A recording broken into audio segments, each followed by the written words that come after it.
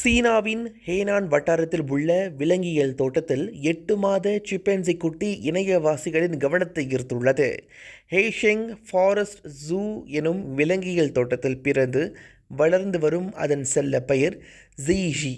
அதற்கு சிறுமியைப் போல் ஆடை அணிவித்து சடை பின்னப்பட்ட காணொளிகள் சீன சமூக ஊடகங்களில் மிகவும் பிரபலமாகி உள்ளன. விலங்கியல் தோட்டத்திற்கு வருவோர் பலரும் அதனை கொஞ்சி மகிழ்வதாகவும் அதை காலில் ஏந்தியவாறு புகைப்படங்களை எடுத்துக்கொள்வதாகவும் சவுத் சைனா மார்னிங் போஸ்ட் செய்தி நிறுவனம் தெரிவித்தது.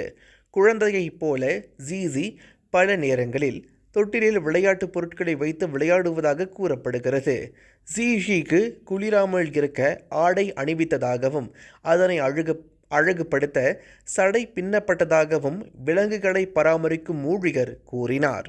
தினமும் ஜீஜியை குளிப்பாட்டி அதனை நன்றாக கவனித்துக் கொள்வதாய் அவர் சொன்னார்.